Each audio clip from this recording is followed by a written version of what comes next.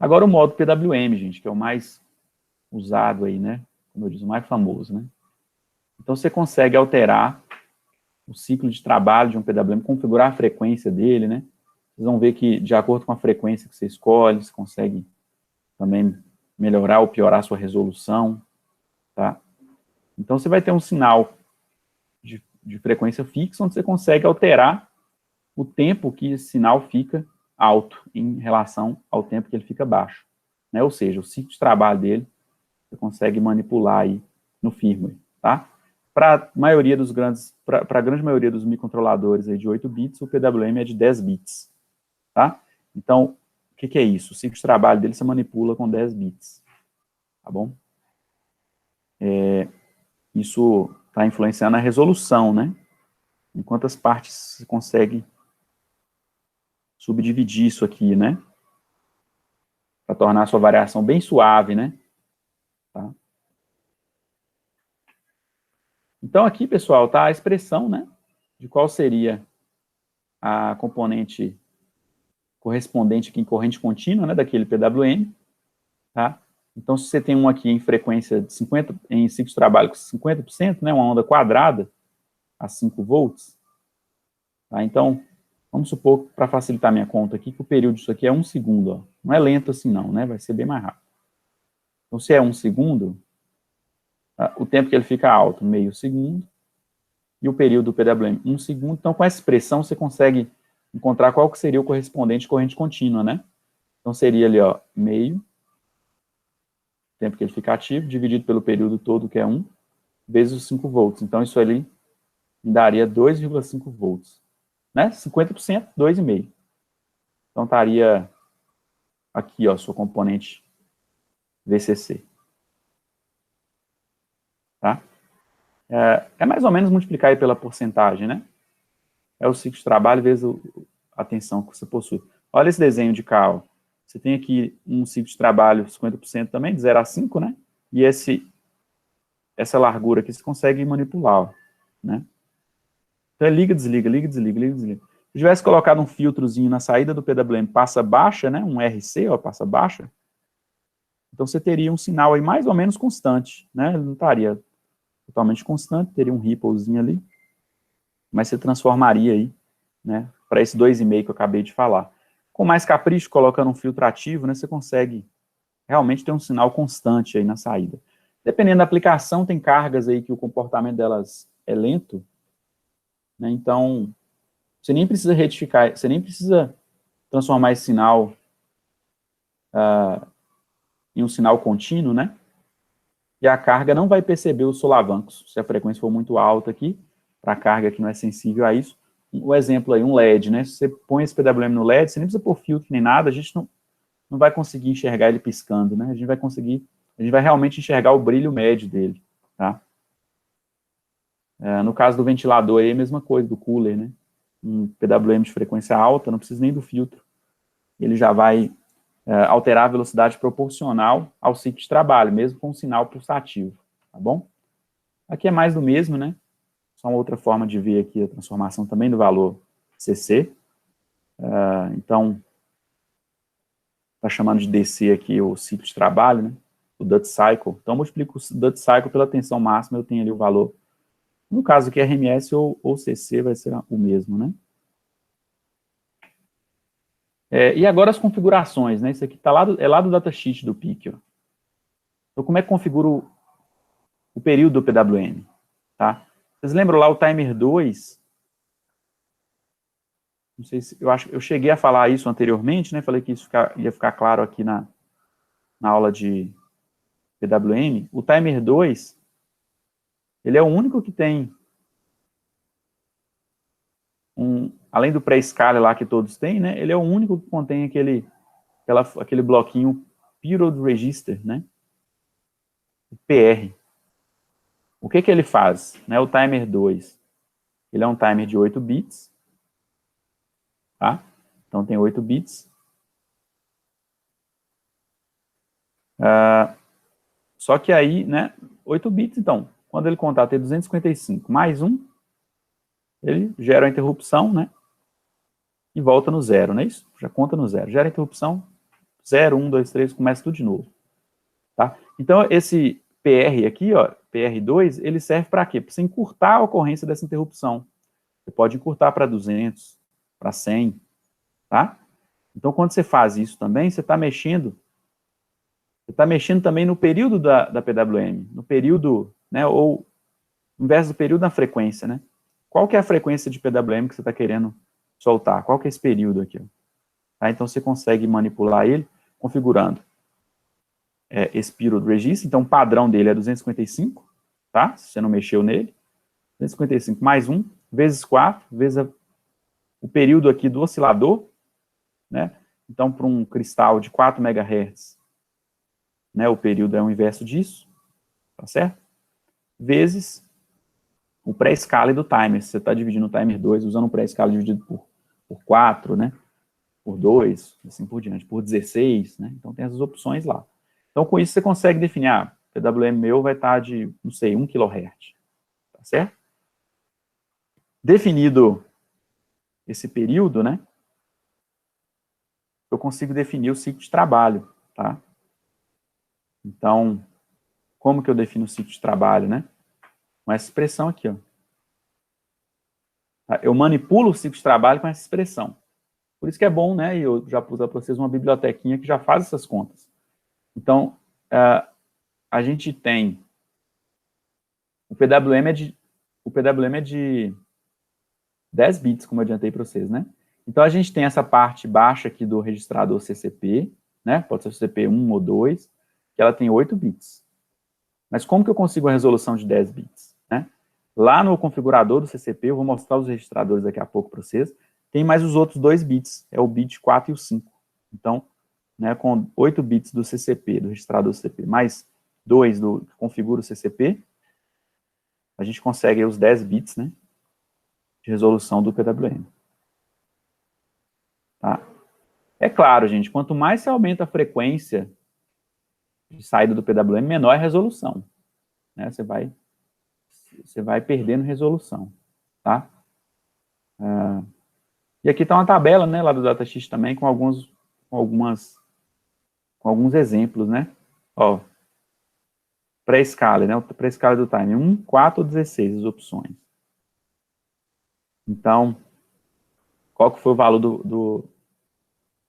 o valor do period register lá, né? Olha ele com 255. Qual a resolução máxima, então, se você configurar o pré-escala com 16, tá? Não me atentei para te falar, para mostrar para vocês aqui qual que seria a frequência do oscilador, mas é fácil, né? Vamos pegar 16 vezes 244 para ver.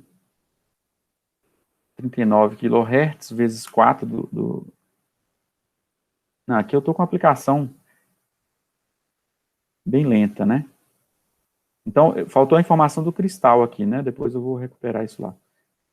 Das minhas contas rápidas aqui, ó, eu teria aqui em torno de 156 kHz de cristal, né? Por quê? Se for de oscilador, né? Se for 156 kHz, então meu período ali de incremento do timer, eu divido isso por 4. Então, chega em 39 kHz. Dividido por 16, cheguei em 2,44, né? kHz, tá? Mas, em suma, né, o que isso quer dizer? Você tendo lá seu oscilador, né, a frequência do oscilador, de acordo com que você escolhe aqui sua frequência de timer, né, você vai ter uma frequência também do PWM, né, de acordo com que você escolhe o period register. E aí, quando você diminui esse period register, a lógica é essa, né? Se você diminui ele, você aumenta a sua frequência de PWM, certo? Só que você perde resolução, tá vendo? Chega uma hora que é o limite, né? Vamos supor, você está lá com 4 MHz de oscilador, então quer dizer que sua CPU funciona a 1 MHz, tá? Você consegue soltar no pin PWM 1 MHz, é o limite, né? Que é o próprio ciclo de trabalho aí. Como se ele só conseguisse vir lá a cada ciclo de máquina, ele consegue vir cá e ativar o pino, ou desativar o pino, né? Salvo engano, se eu tenho uma CPU funcionando aqui a a 1 MHz, né? Você conseguiria, no máximo, aqui, uma frequência de PWM de 500 kHz. Por quê? Cada ciclo de máquina, ele vai vir aqui e levantar o pino, né? Isso é no hardware, claro, né? Mas é o limite de sua CPU, tá? É o limite ali do seu hardware. E aí você não consegue alterar a resolução disso, né? Ou ele vai ser tudo 0, ou vai ser tudo 1. Ou vai ser 50%. Por quê? Você não consegue ser mais rápido do que o oscilador, né? Você não consegue tomar essa ação tão rápido assim, né? Chegou no limite, tá? Então você consegue aumentar assim a frequência de PWM, mas você vai perdendo aqui, ó, a resolução, tá bom? Essa que é a mensagem aqui. E aí, gente, como escolher essa frequência, né? Então, a gente tem que pensar, né, para a aplicação, qual que seria uma boa frequência para estar acionando uma carga, né? O que você quer fazer com esse sinal de PWM, tá certo? O que a gente tem que pensar? Tá? Quando a gente está mexendo com frequência, a gente tem que pensar lá também que agora capacitância, indutância, né, elas começam a ter um papel mais importante aí no circuito, né? XC é menos 1 sobre ômega C e XL igual a ômega L, tá? Então, se eu estou aumentando muito minha frequência, eu estou aumentando aqui meu efeito do componente indutivo e diminuindo o efeito capacitivo, né, no circuito, tá? Então, tem que levar em conta se isso aí é relevante, tá certo? E também pensar que se eu estou usando um PWM lá para chavear aqui uma base no transistor, né, para fazer uma interface de potência aqui com outra carga aqui, ó, uma tensão maior, no caso um aquecedorzinho lá da placa, né, que a gente está trabalhando, chavear demais esse transistor, né, chavear de forma mais rápida ou menos rápida, ou mais devagar, influencia na quantidade de potência que ele dissipa, né. Quanto mais rápido o chaveamento, maior a potência dissipada por ele. Então tem que analisar aí para verificar qual a escolha mais adequada dessa frequência. Tá? Quando usar o modo PWM? A gente vai ter vários casos, né? Onde é necessário converter informação no canal de comunicação, né? Tem modulação por PWM, eu já vi uma modulação assim outro dia. Você tem um PWM, e à medida que você varia o ciclo de trabalho aqui desse PWM,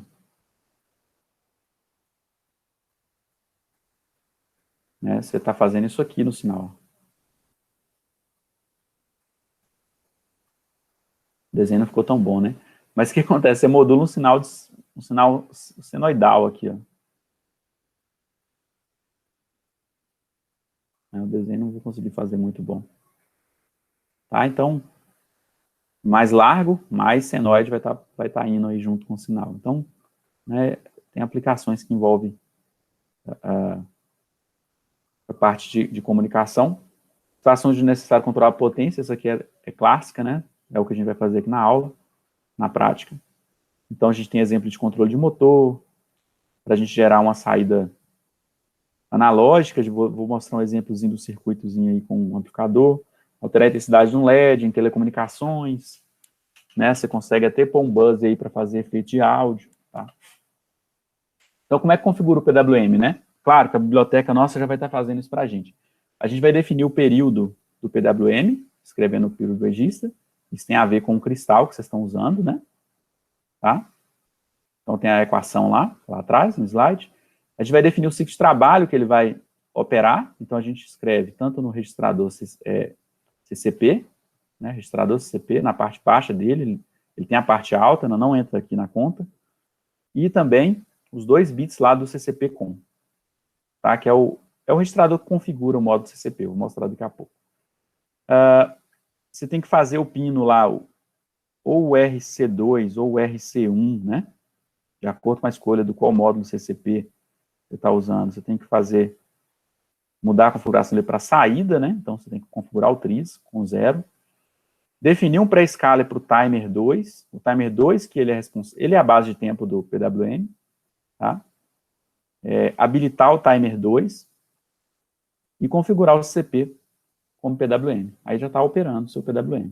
Durante o seu software, você consegue facilmente, né, alterar esse ciclo de trabalho aqui. Né, isso que traz o maior poder ali para essa técnica. Um detalhe aqui agora do CCP reforçado, no IACE de CCP, né, aprimorado, reforçado, está nos picos aí de 40 pinos.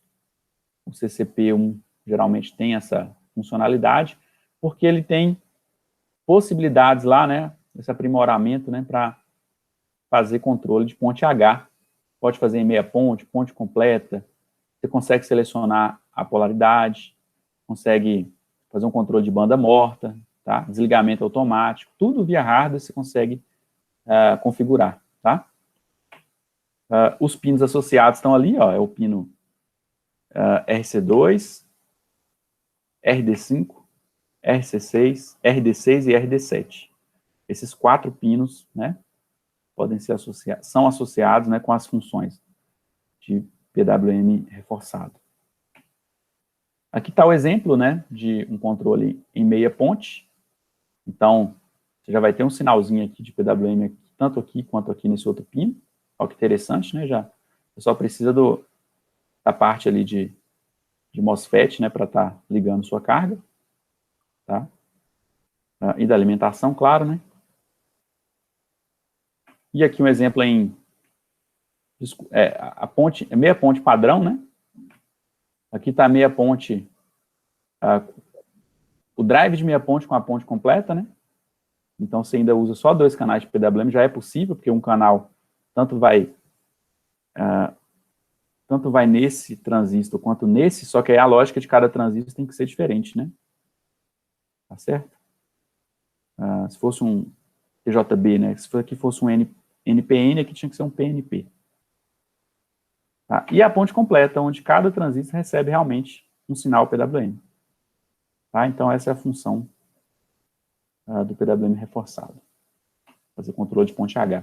Aqui estão os registradores, né? Então, depois eu quero ter que vocês abram uma biblioteca lá para vocês verem isso aqui sendo manipulado. Então, você tem só um registrador. Cada CCP tem um registrador, CCP1 com, ou CCP2 com.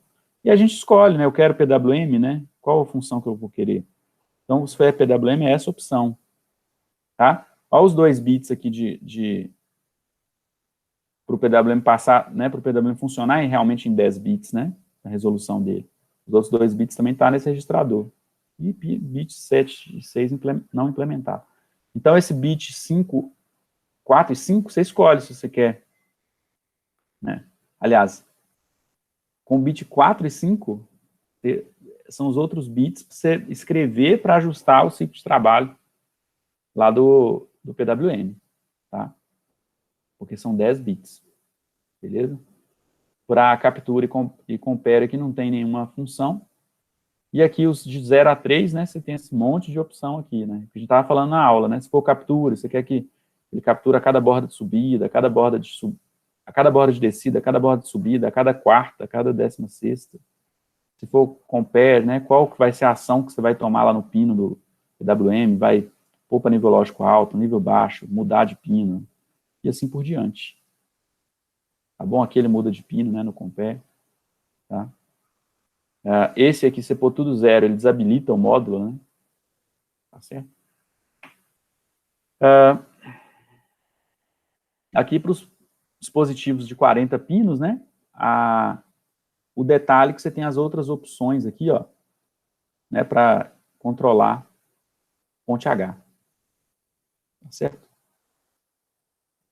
Então, o de 40 pinos tem essa diferença, né? Os bits 7 e 6, eles têm função, eles ganham função porque são aquelas configurações que eu acabei de mostrar para vocês, aquelas possibilidades a mais de controle de ponte H, tá? Nos piques de 40 pinos. E aqui alguns exemplos, gente, ó. Um controlinho ali de um motor de corrente contínua, né? Usando um MOSFET, tá? Então, eu variando o ciclo de trabalho do PWM, né? Aqui eu tenho essa etapa de tornar meu sinal ali compatível com a corrente que o motor precisa para operar, né? Então, usei uma interface com MOSFET. Então, esse liga e desliga do motor, né, com essa proporção aqui de nível lógico alto variável, né? Você consegue fazer ele girar mais rápido ou mais devagar, tá? Aqui um exemplo de um filtro realmente para transformar agora o PWM num sinal analógico de 0 a 5 volts. Tá? Então, você põe um filtro aqui, passa baixa, calcula a frequência de corte dele, né? E coloca um buffer. E aí sim, você tem agora um sinal, de acordo com você muda lá de 0 a 100% do seu ciclo de trabalho, você vai ter um sinal contínuo de 0 a 5 volts. Tá? Aqui uma alteração só de um brilho de um LED, lá na sua aplicação. E tem um outro exemplo do buzzer, né, que você alterando a frequência, você altera a tonalidade, alterando o ciclo de trabalho, você altera a intensidade, né, mas não acabou ficando sem ele aqui. E agora a prática, né, o que a gente vai fazer? Usar o cooler lá da nossa plaquinha simulada, né, ele está ligado com um transistor, né, pode ligar direto no microcontrolador, né.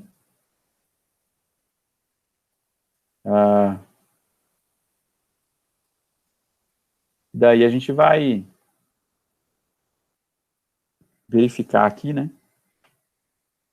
como que a gente pode alterar a velocidade lá da ventoinha, né, não vai ser novidade para muitos aí não. Aqui eu só trouxe as informações da placa para vocês entenderem lá onde as coisas estão ligadas, tá? Por incrível que pareça, né, essa plaquinha também tem essa função aqui de infravermelho, ó. Então na placa real, ela tem esse sensor de infravermelho que mede a velocidade da ventoinha. Né, lembra que eu falei que tem que fechar uma malha também entre a velocidade dela e entre o PWM de acionamento da ventoinha e a velocidade lida pelo sensor de infravermelho. Então, ela tem esse sensor de infravermelho. Para a gente não vai dar para usar o módulo captura, né, por causa da configuração de hardware dela, né. O RC0 está ligado no... O sensor de infravermelho está ligado lá no RC0, e no RC0 não tem PWM, tá? Não tem como eu mudar isso aí na nossa PIC-Genius, né, simulada, tá? Nem na real, né, não teria. O que daria para fazer é fazer a medição dessa velocidade com um timer. Tá? Então, esse RC0 está associado a um timer. Tá? Daria para fazer também. Né? A vantagem de fazer ela usando o módulo CCP na função de captura é porque essa medição da velocidade da ventoinha seria de forma mais otimizada, né? Você estaria usando mais o hardware ao invés de usar só um timer. Você vai precisar manipular mais variáveis ali. Tá? Então, o que a gente vai fazer na prática, né? Olha aqui o ventiladorzinho, né? Está no RC2, então é o CCP1. Manipulando o ciclo de trabalho, você consegue manipular a velocidade dele. Então, eu queria que vocês abrissem, né, o exemplo PWM, que está lá disponível na pasta. Vamos abrir a biblioteca, verificar o que ela tem a ver ali com aqueles registradores, né, que eu passei para vocês, CCP-com. O que tem a ver com... Quando eu altero lá o ciclo de trabalho, né, o que ele faz lá no registrador CCP, tá? E a prática 9, tá? A prática 9, o que eu peço para vocês? Desenvolver um programa para controlar a velocidade do ventilador da placa PIC-Genius por meio de 3 botões. Ao pressionar cada botão, o ciclo de trabalho do PWM que controla o ventilador deve ser alterado da seguinte forma: 0, 50, 100%. Logo, os botões são utilizados para escolher a velocidade do ventilador. Primeira etapa. Segunda etapa, vocês vão configurar lá a leitura do potenciômetro, que também tem na placa. E aí, agora, a velocidade do motor também pode ser controlada pelo potenciômetro.